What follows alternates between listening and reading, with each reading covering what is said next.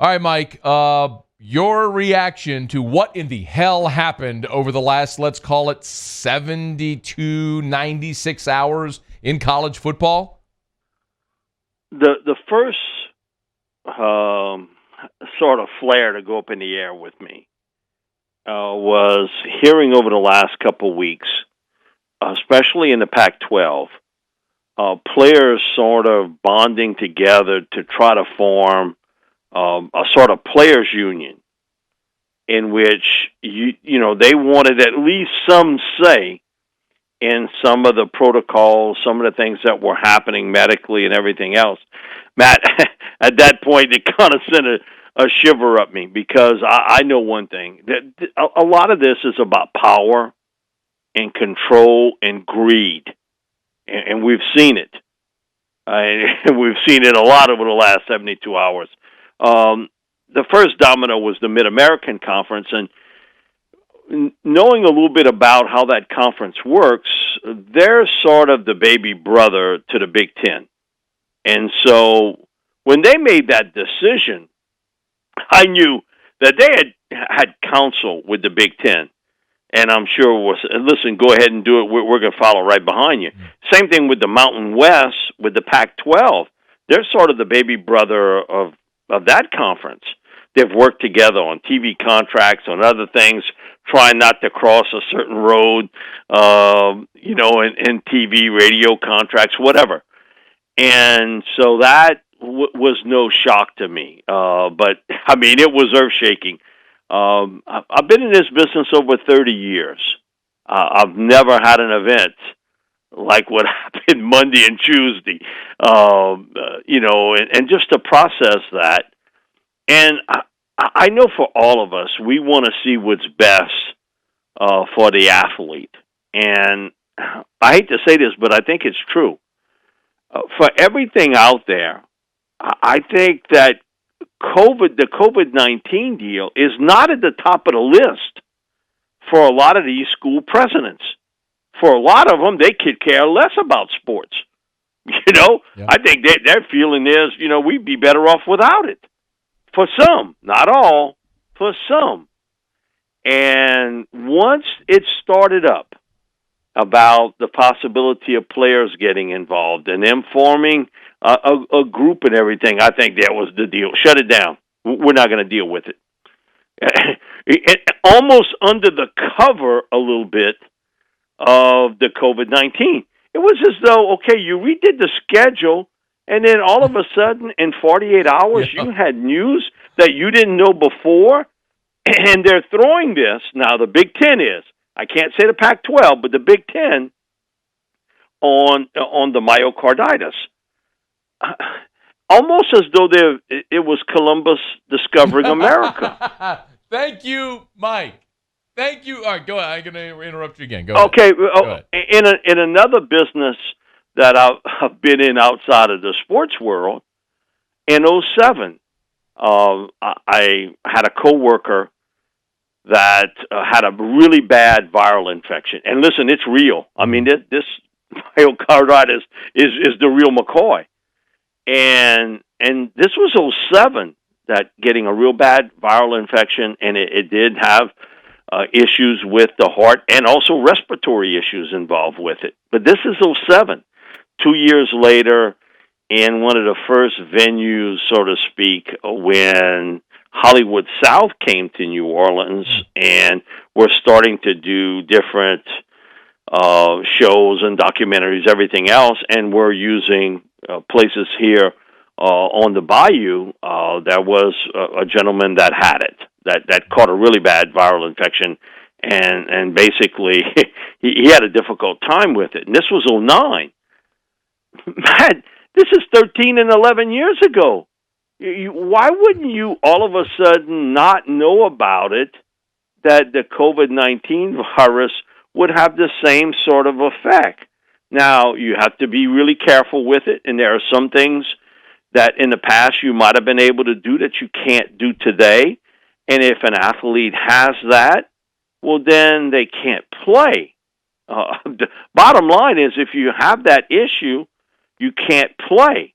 And so I think there was some legal whispering, and not whispering, I think sort of a loud yell in the ears of a lot of these school presidents to make them kind of twist and turn and say, that's it. Okay, we redid all this scheduling and everything else, and now we're going to shut it down very, very quickly.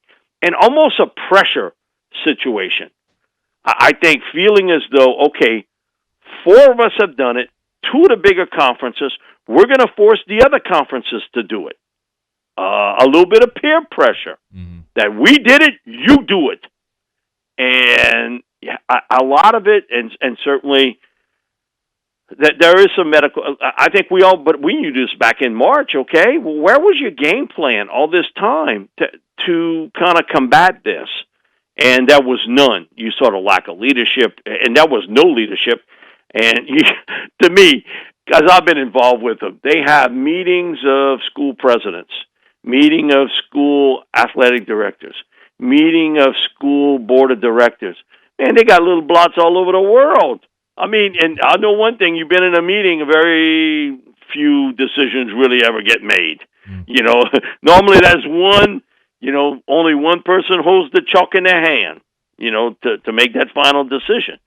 And you saw the Big 12 standing up at that time and saying, because I really believe this, had the Big 12 made the announcement, we're not going to play, I think the ACC would have caved. Agreed. I think in a very short manner, I think the ACC would have caved. The SEC was going to be the last, but I think the ACC would have caved at that point. And you still have time to come up with everything that I think is the best for the athlete. If they playing in front of an empty stadium, I get that.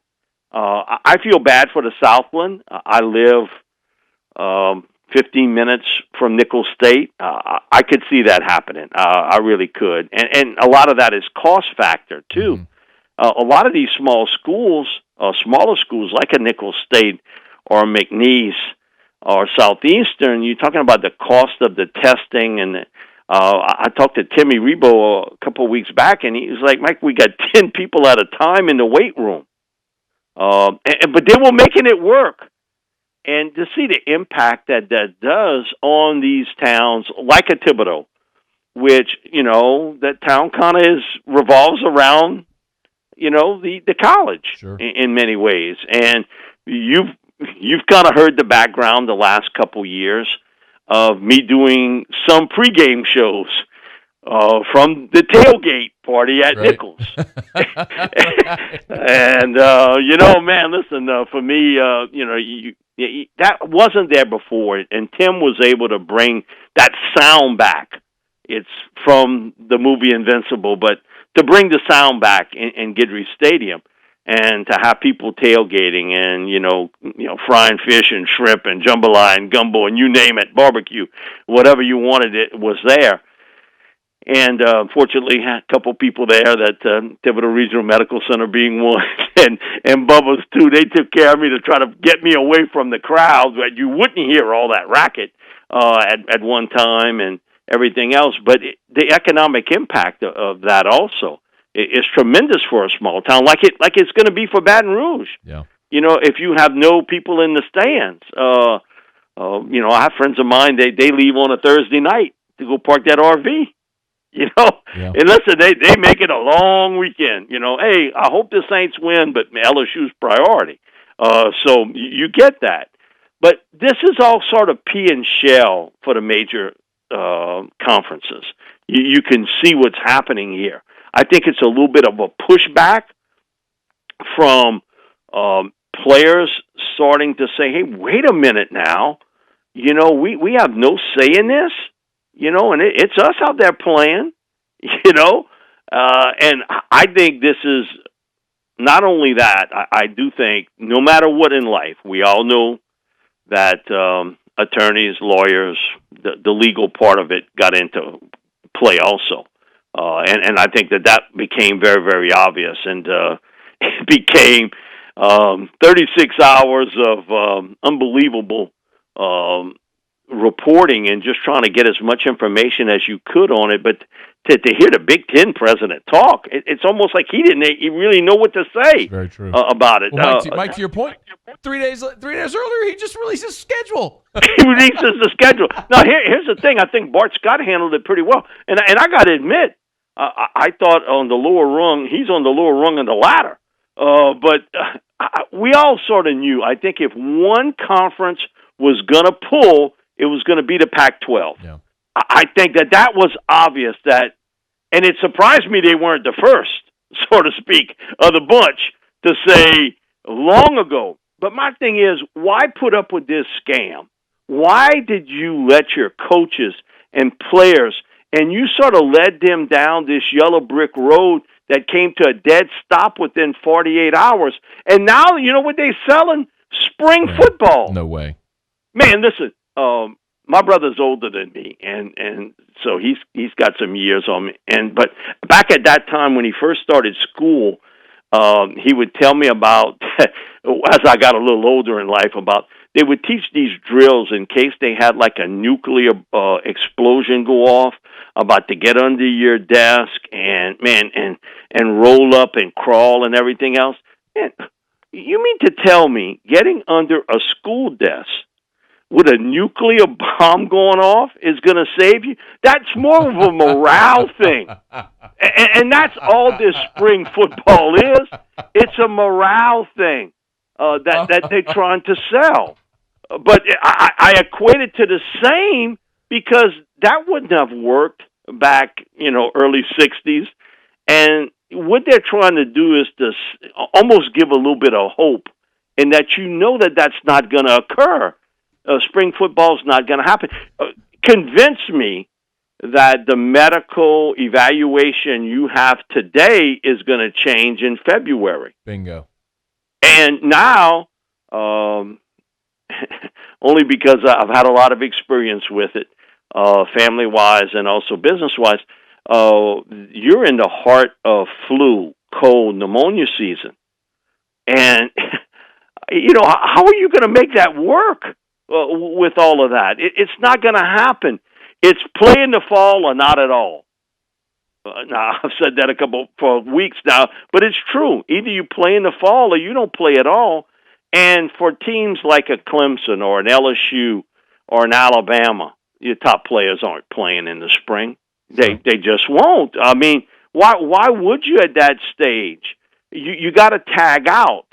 Now, it's going to be some tough decisions for some LSU players on what to do, because at this time a year ago, nobody would have thought that Joe would have ended up being the first pick in the draft, and absolutely no one could have guessed about Clyde Edwards-Helaire being the only running back picked in round one, and you look at Patrick Queen.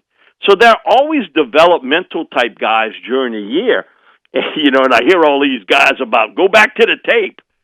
What tape before last year told you that Clyde was going to be a first-round pick? I mean, if the only game you had seen was the Georgia game in 2018, you could have maybe had a case. But yeah. Listen, he would have been a late-round pick at best. Yeah, for sure. And we talked about Joe last year at this time, that he looked to be a top 100 pick, but, the rankings would have been in the deep 90s for him. So it wasn't like someone new, and there's always going to be players like that. And so Matt, again, is sort of selling a bill of goods that aren't going anywhere, and you can just see where this has a lot more to do with legal issues, with power issues, control issues, and greed issues than it does with the medical issues at this point. You mean to tell me that worker that's at Walmart or at some of these big stores, and they're there, 8-10 hours a day and dealing with merchandise that they get from a truck and putting it out, and they're dealing with people daily? Are they getting tested every day? Not like these players are, and you can ask for it. What about every student that goes onto campus in the fall? No, my thing about it is, if you were that concerned about the heart palpitations that occur, why are you letting the other students on campus. You know why? That's where you're making your money. You're making your money on students, on the tuition, on board, on housing, everything else, books, everything else involved. That's okay. Okay? And basically that's what they're telling you. That's okay with things. But the football stuff isn't. Yeah. So that tells you the whole story, that there's a lot more to do with it. And I feel for the smaller colleges, because for them it was a financial decision. There's no that was a real tough deal, because they don't have that type money. And you look at a nickel state that LSU won't play them. That money game is not there. But the Southland was real slick, weren't they? Yeah. Well, you can play games outside of the conference if it's sort of a money game. Well, okay, tell me the difference between that and Southeastern playing McNeese. There's only because money was involved. Mike, Saints are on the practice field. It's hard to pluck out things while we're not able to observe much or really anything from practice. But based on what Sean Payton said, or what, say, Alex Anzalone said in his media availability, what stood out to you here in these first couple of days? That Sean's going to put a lot of emphasis on those padded practices, as he said. Listen, you can't practice football unless you practice it. You know, the pajamas and slippers, that's great. You know, you can practice the pitch and catch game coverage-wise. You know, my biggest concern about all this is the play up front, offensive, defensive line play. And also, I throw linebackers in there. Your ability to get in the right spot to make a tackle. Football's not a switch. What you did back in December or January, it's not all of a sudden going to come back if you don't practice it. And so I think that's the biggest, for me, if I were a coach, that would be the biggest concern for me. Not so much the pitch and catch part of the game or the coverage part of the game. I think it would be the physicality part. And I think that's what he's bringing up about these padded practices, that you're going to get a few more because of the fact you're not playing games. The other thing, too, is early in preseason games, how much physicality are these first and second team units getting? Oh, none. I mean, basically zip.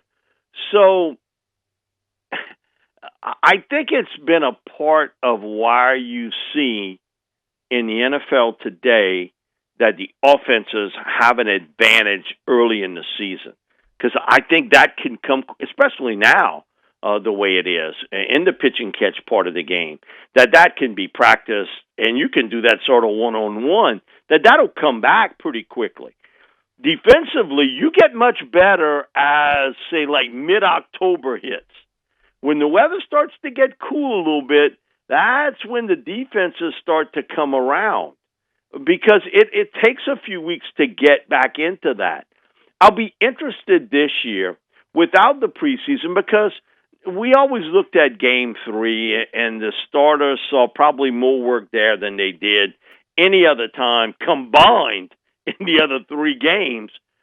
Now you got a little bit of difference in that the padded practices part. The fact that you're going up against your own teammates, I know Sean liked that road trip.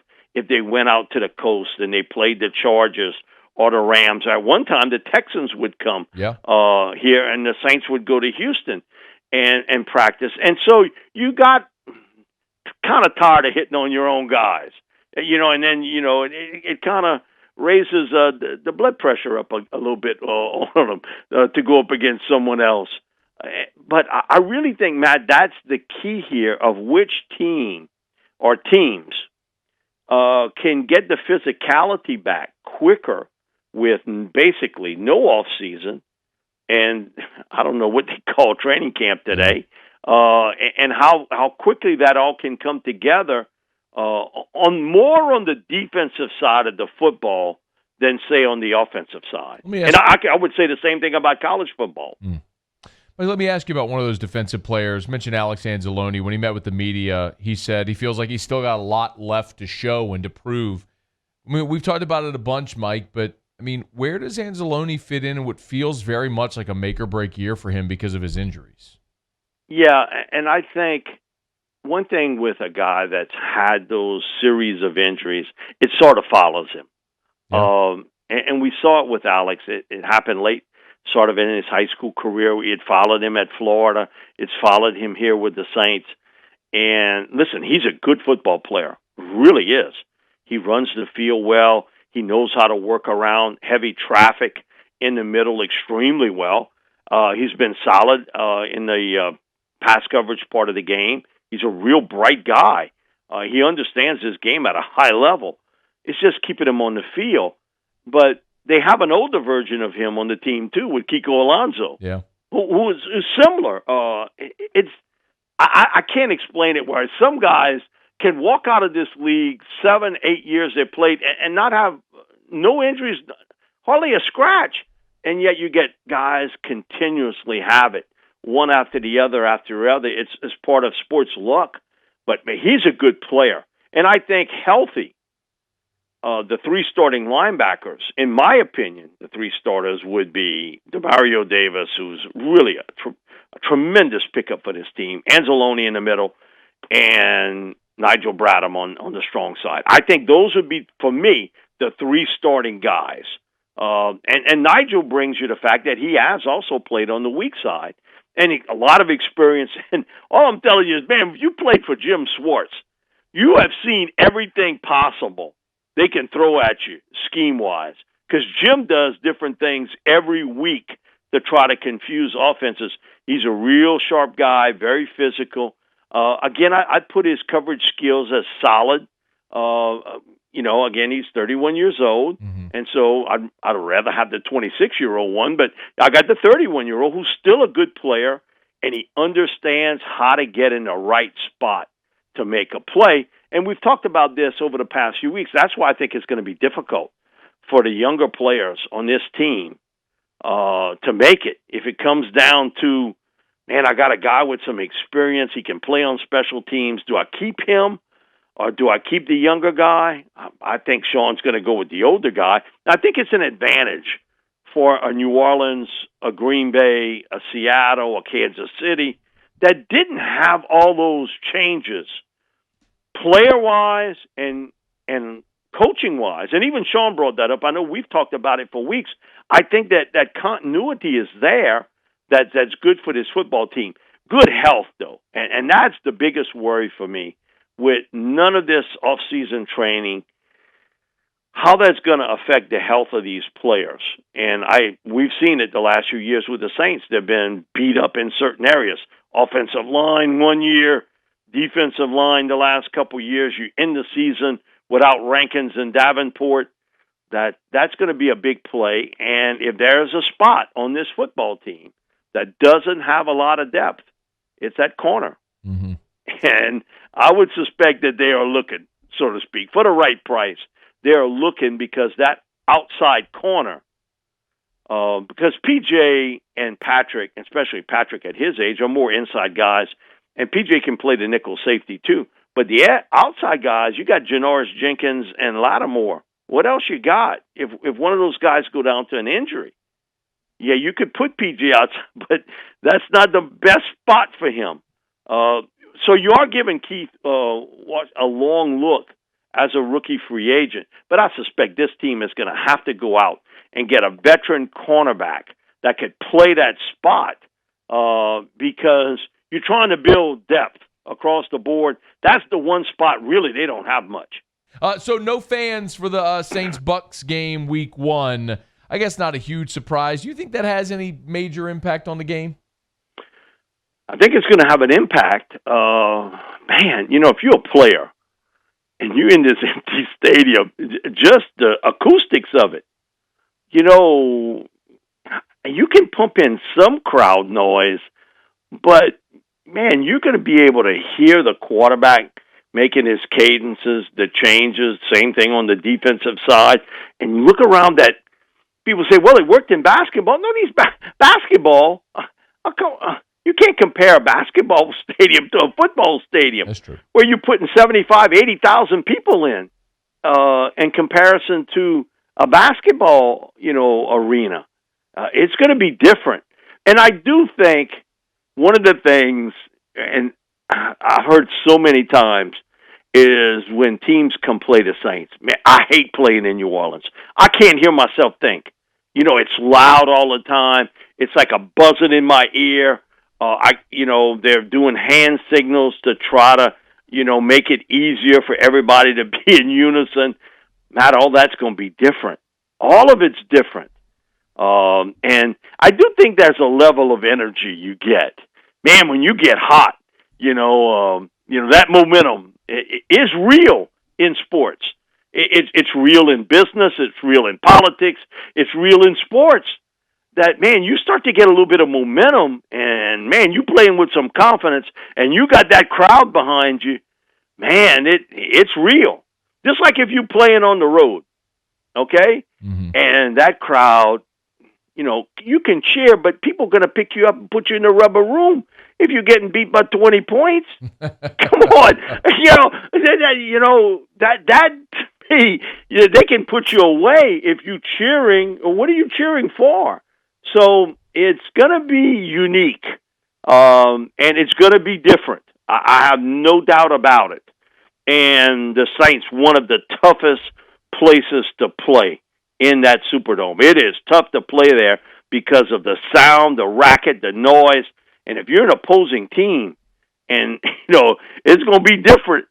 You're going to be able to hear that before you couldn't hear nothing. And, again, you can pump in some crowd noise, but, man, it ain't going to be like having 75,000 people cranked up. And, listen, you got a little bit of fire water and everything else. And so, hey, everything's great, especially when they play those 3 o'clock and 7 o'clock games. Yeah. It's going to be different, Matt. I think, but it's going to be for everyone. But the Saints and Kansas City, two of the toughest places to play. Man, you go to Kansas City, and it is loud. Matt, that is as loud an outdoor stadium as you will ever be in for a professional game. And you lose that now. And the same thing with the Saints. You don't have that. So don't tell me, it's different, the Jets. No, it's going to be different. I'm just telling you. And I do think you do get some bit of energy when you're on a roll. When you're on a roll, you get a little bit of energy, and that momentum is real. They will have, however, still a loaded roster, which will include Alvin Kamara, who we learned, Mike, said his knee was basically torn last year. What did you make of Kamara's meeting with the media earlier this week? I know Sean sort of denied everything, and, he's got a little tweak or something, but come on. If I'm a coach, I ain't telling you what's wrong with my player. He's got an injury, but, I'm not giving you the full details. I'm not, testifying in front of Congress. I give you as little as I can about those type injuries. You don't need to know about it. But what was funny is about mid-season, you started to see where the Saints line wasn't maybe as big in some games. And I think a lot of that had to do with the fact people in Vegas had got a sniff that Alvin wasn't close to 100%. And so that maybe that line wasn't what it would have been maybe a year ago when he was fully healthy. And they know before anybody. Don't ask me why, but they know before anybody else. On certain things, and so he's come back from it. We've had videos and actually had the trainer for Alvin on our SI network. And come on, and man, some of the stuff he does is unbelievable as an athlete. And so, man, he's a special player when he's healthy. He is a really special player as a runner and a receiver. And the fact, I give him a lot of credit. A lot of guys would not have played that season with it. I'm just telling you. Years ago, that would have been a big thing. Today, in a world where agents sort of, hey, man, shut it down. You're in for a money year. You maybe not playing it. You maybe don't look as well. Man, Alvin gutted it out. And, and people talk about, athletes, they're not as tough today. Look what that guy did. True. He answered the bell. So, athletes are bigger and stronger and faster today, but he showed you some toughness, and you knew something wasn't quite right. You just didn't know exactly what wasn't quite right with him. And so I give him credit, tremendous credit, for being out there and trying to do it when I know of other players that have had injuries that haven't. They've taken the powder, basically. No, I'm not going to play. And understanding what's at stake financially for him. Yeah. Mike, let's do one more quick one here. We'll get to listener questions. Any update on tryout players or free agents that New Orleans might be eyeing? None, and if they were out there, Sean ain't telling you squat. he don't need to tell you. He don't need to tell you. But again, I go back to that cornerback position. I think is there. We've already seen a little bit of a roster change. Not that this is a shock that Tommy Stevens now is at tight end. Right. I remember on draft day when they made the trade. Deuce and I are together doing the broadcast, and we sort of looked at one another. It's like, he ain't playing quarterback, is he? And then you got it that they had him in that Taysom Hill. Come on, Tommy in the workout will look great. He's a big, strong arm guy. He's a very good athlete, really pieced together.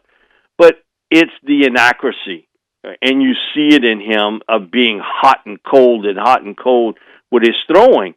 Now, he's going to have to learn certain things as a tight end. This ain't playing in the backyard. He can catch the football, and he's a really good athlete, and he can run. But it's also the technique of blocking, getting out of that stance and getting into and out of cutting your breaks at a certain time. And so he's learning that position. Again, he's a developmental player, and I think that's what we all thought when they picked him. Now, I think a lot of people thought it would be a lot more, but you had to watch him throw the ball. He came to the Manning camp, and against air, he was inconsistent. He was throwing the ball high, low, and then he'd hit 4 or 5 in a row, and then he had 3 of them that he was sailing. And so that didn't come as a surprise to me. And for him, he is going to have to convince the special teams coordinator, I can play on special teams and be really good at it.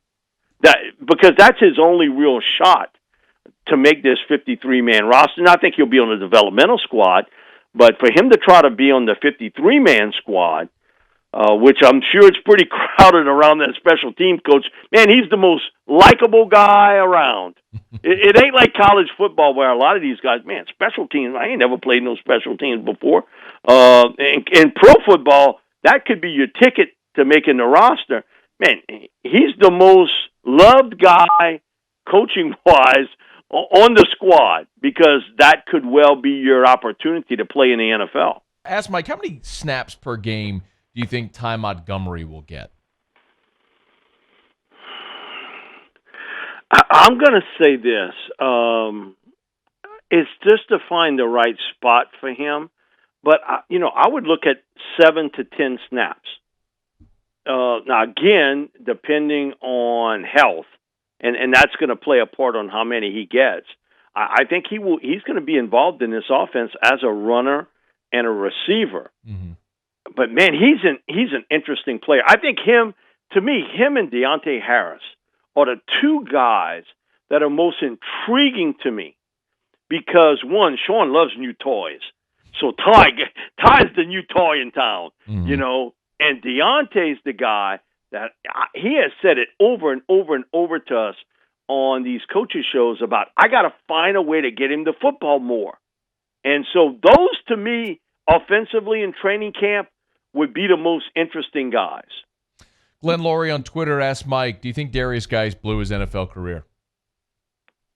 I don't know the whole story with it, but man, that's what you're charged with is pretty serious. Yeah, and so if anything close to that's put on him, probably so. Yeah, it's interesting, Mike. You got a guy like Joe Mixon who had an awful charge, still in the league, and then you have obviously Ray Rice and others who have not. It's yeah, I know. It's kind of hit and miss. Yeah, but it's timing too, and it's unfair. But listen, this is accurate. Yeah, Mike. Talented people get more chances than guys that are the average player. That's very true. And again, that's without, I know you agree too, was without commentary on what he's accused of doing, because it's heinous. Back to email, Warren says, Mike, which Saints rookie do you think makes the biggest impact? Oh, easy, Ruiz. He's going to be your starter at either center or guard, most likely guard, but he is the guy. He is going to make the biggest impact. Sean Payton told you tonight they picked him. We didn't pick him to watch. He's going to be your starter.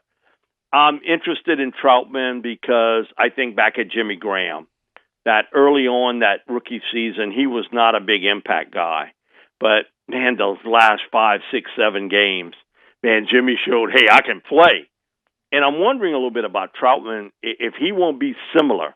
Because of the lack of training camp and rookie camp and everything else. He's a big target guy, strong hands. Man, you ain't bringing him down in the open field with an arm tackle. Yeah. Last one, ask Mike, get a favorite for NFL Rookie of the Year? Oh, goodness. I would say it has to be the quarterback, and I think that it may well be Tua. If they get more wins than Cincinnati? It gets more wins than Cincinnati. Yeah, and I sense. think, to be honest, Tua's playing on a better team than what Joe has in Cincinnati. And I think they can protect him a little bit better, and I think the defense in Miami will be better. Yeah.